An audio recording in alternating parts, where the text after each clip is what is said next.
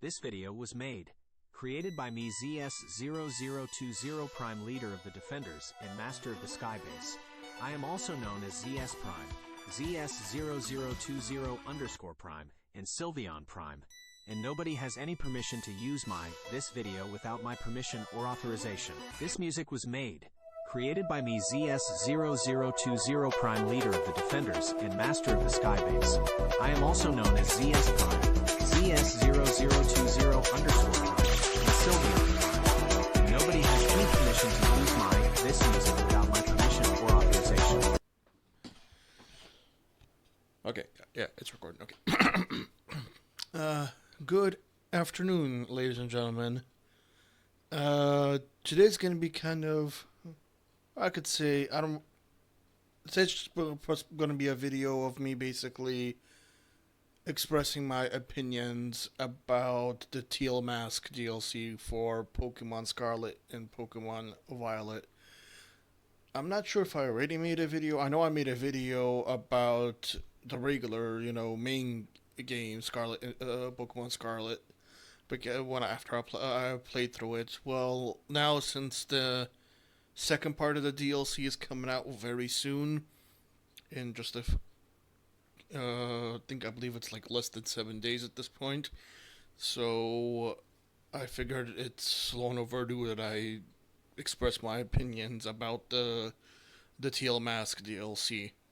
So without any further ado, let's get into it. First, I have to say that I was actually pleasantly surprised that there is actual level scaling in the Teal Mask DLC.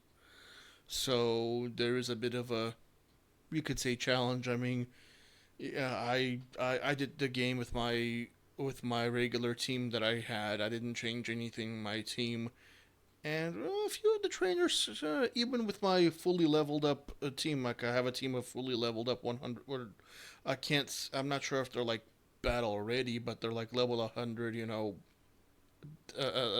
Whatever stats that they got from me playing through my playthrough of Pokemon Scarlet. So some of the trainers were okay, but some of the trainers gave me a good run for my money, especially the ones that had like I forgot what their freaking trainer class was called, but they had the masks on. Those particular trainers gave me a very good run for my money. So I mean, they didn't knock me out, but they gave me a good challenge, which I was pleasantly surprised. Now, I'm going to address the elephant in the room. Even after the most recent update, there is a problem with lag, especially in certain areas. Now, at this point, I can already say the area since part 1 of the DLC has been out already for a very long time. The area that I'm talking in particular about is the Crystal. I forgot what the heck its name is, but it's the Crystal Lake area. It's basically on top of the mountain. It's the lake with the crystals on the bottom. That area is lag central. Like, honestly, every time I go there, I honestly feel like my game is about 2 seconds away from crashing. Now, I will say this: I haven't had a crash yet in the DLC area.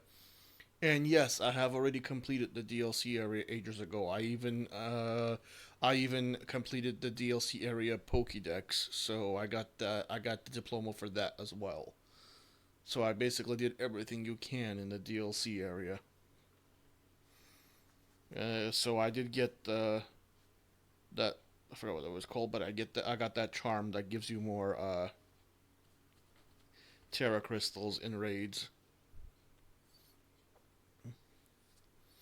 But yeah, so I had to address that elephant room there, because there is and some areas are laggy. Like if I just start running through, there will be like lags. I haven't had any like crashes, but I had like, let's just say the game does stutter in certain areas. Hopefully that's not going to be the case with the part 2 of the DLC, because that stuttering actually gave me heart attacks several times, because I honestly thought my game was going to crash when it stuttered.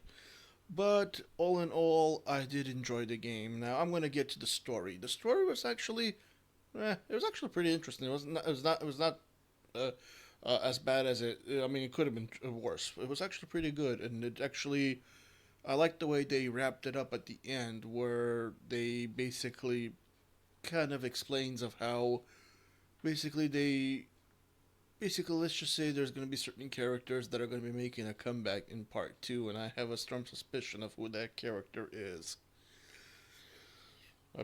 So yeah, and it was actually a pretty good story. I did like the legendary Pokemon. The I guess it can qualify as mythical or legendary. Not sure what the proper qualification. I think maybe legendary slash mythical. Because I did like I did like if I can pronounce it, Ogre Pawn. There we go. Ugh. I did like that part. I do like the way that, depending on which mask it has, will depend on which Terra type it is. I do like that. It's pretty interesting. You can kind of it's a pretty interesting mechanic they had that they had with they have with that Pokemon. The Pokemon itself was pretty interesting. The story itself was pretty interesting. It was basically you just had to go from one area to another and read signposts and battle, and I actually liked it. The area itself is pretty cool. I like the area. It's pretty cool, and it reminds me of.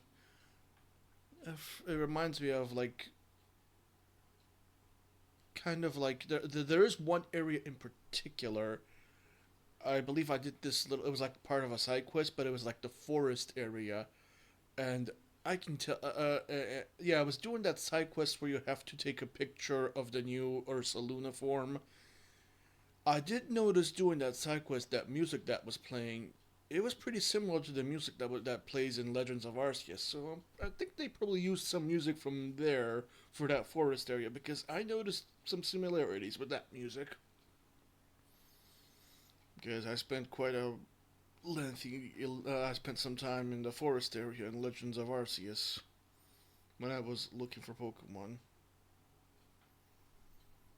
But all in all, but to sum everything up, I def I definitely liked the story. It was enjoyable. I mean, it was pretty cool in the side quest to get the new form of Ursaluna was pretty cool, and the new form of Ursaluna was introduced. So that's good. And then I do like and then the three other I think I can call them mischief Pokemon.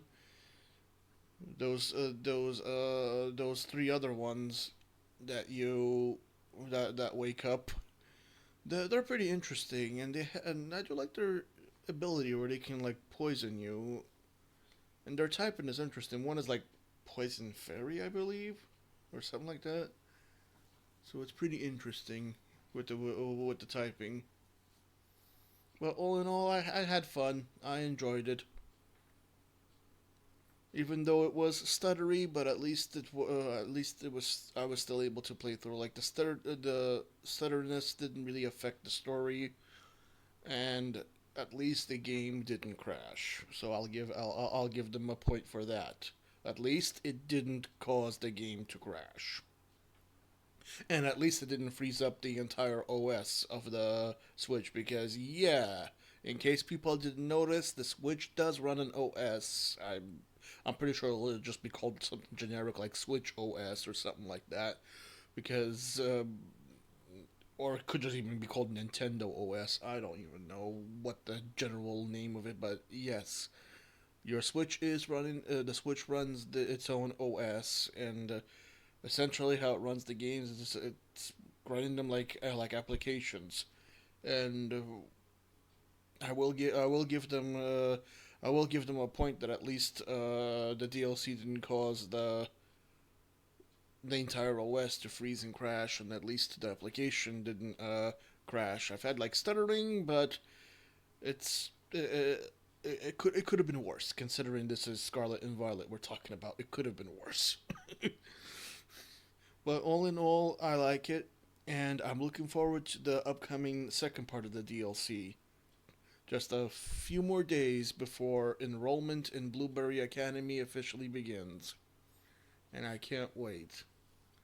So, anywho, ladies and gentlemen, I'm going to conclude this video for now.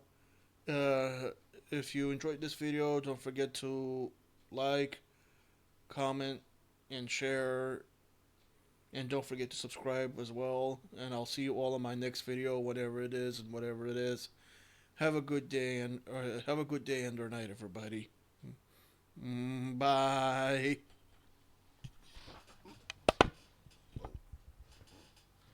Okay, let's not drop everything.